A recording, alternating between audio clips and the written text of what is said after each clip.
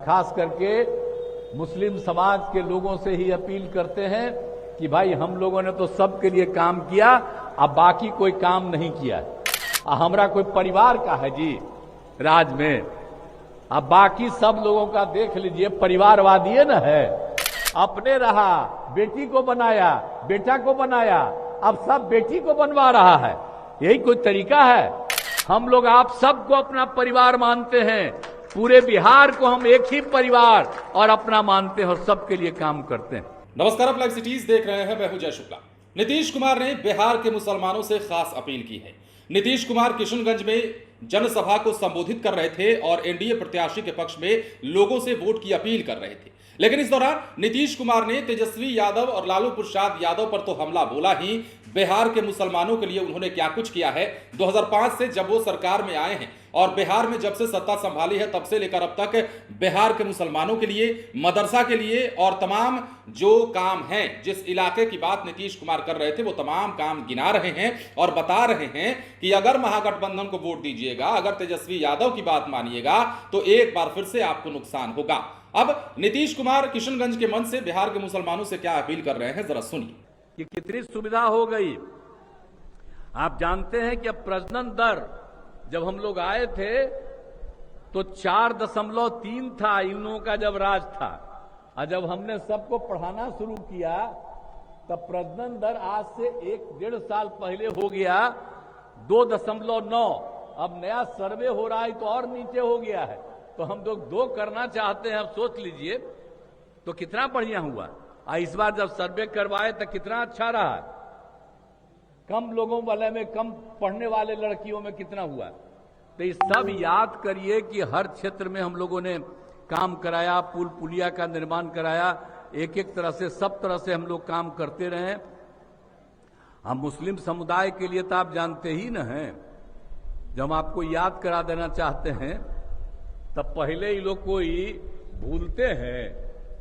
कोई आपका मदरसा में कोई काम होता था, पहले आंदोलन न करते थे, आजकल वोट दे दीजिएगा उसको। आई कौन करवाया मदरसा को जी? अब मदरसा को सब इंतजाम कौन करवाया? अब प्राइवेट भी मदरसा है और उसके भी पढ़ाने वाले को सरकार दे रही है, जो सरकारी स्कूल में देती है, जिसको पढ़ाने वाले को वो देती है। तो इसको तो भूल जाइएगा। भूलिएगा क्यों? कोई आज तक किया है? तो हम लोगों ने तो एक एक लोगों का काम किया, तो उसको भूलिएगा मत। आज उसके बाद ये झगड़ा होता था तो कब्रिस्तान की कहीं घेराबंदी थी। आप लोग कब्रिस्तान में जाते थे तो झगड़ा कितना होता था। हम जो देखे हैं 67-70% है। तो याद करिए, हम लोग भी तो आप ही के मुस्लिम के कम्युनिटी को इतना बढ़िया लड़का रहा, पहले एमपी भी रहा है, हम लोगों ने किया है। अब याद करिए, वोट दीजिए। ये हम नहीं कहेंगे कि छोटा वोट दीजिए। आज जो कोई काम नहीं करता है, आज जिसको पिछली बार जिता दिए वो एको को काम किया? कांग्रेस का था, कोई काम किया है आज तक? है? अब कोई काम नहीं कहीं। अब इसके बाद जो इधर उधर है, कोई काम किया है? हम तो सब दिन काम करते हैं, आप इनको दीजिएगा तो यही बेचारा हमको बताएगा, हम जाएंगे, एक एक तरह से सब काम होता रहेगा। तो सब दिन काम है। देखिए, यही नहीं, आज तो चुनाव लड़ रहा है। इसके पहले भी जब भी पार्लियामेंट का, असेंबली का शुरू होता है, ये सब आता है। अगर कहीं कोई दिक्कत होती है तुरंत बताता है, तुरंत उसके लिए हम लोग काम करते हैं। तो सब तरह का काम ये लोग करते हैं। तो इसीलिए तो हम आपको यही याद कराएंगे कि एक एक चीज के लिए सब तरह से, पूरे तौर पर सब तरह से काम हो रहा है। और आप समझ लीजिए कि आप सोच लीजिए कि हम लोगों ने कितना काम कर दिया है। आई कहां पर था जी? कहीं किसी के घर में नल का जल था जी? आप बोलिए। हम तो 15 में तय किया, 16 में जो तय कर दिया, हर घर नल का जल पहुंचा दिया। और हम लोगों ने पक्की गली नाली का भी निर्माण भी कराया है, और हर घर शौचालय, हर घर बिजली पहुंचा दिया है। हर तरह से हम लोग काम, बिजली भी सबके घर में पहुंचाए, हर को पानी पीने के लिए नल का जल, शौचालय, ताकि पखाना कहीं बाहर जाने की जरूरत नहीं है, ये सब काम हम लोग करवाए हैं।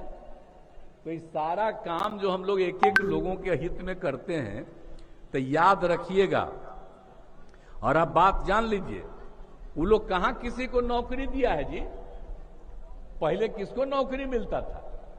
अब आजकल हम लोग कुछ दिन साथ रखे हुए थे, तो हम ही बताए कि 10 लाख का नौकरी देने वाले हैं, तो वो अपना रहता आजकल बोलता है कि हम लोग इतना दिए, हम करवाए हैं। तब वही करवाया है।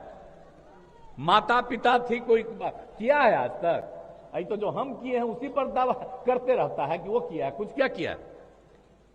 सारा काम हम लोगों ने तय किया। और शिक्षकों की बहाली का भी था, तो यहां पर जो बैठे हुए आपके मंत्री जी हैं, उसी समय तय करके शुरू हो गया था।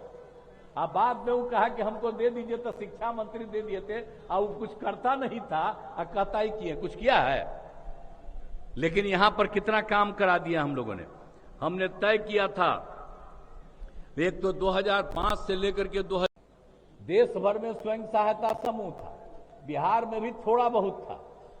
और जब हम एमपी थे, अब इनको याद होगा, हम तो सब जगह घूमते रहते थे और देखते थे कि स्वयं सहायता समूह दूसरे राज्यों में काफी है। और जब यहाँ 5 में आ गए तो हम घूमने लगे, देखा कि हमारे यहाँ बड़ा कम है।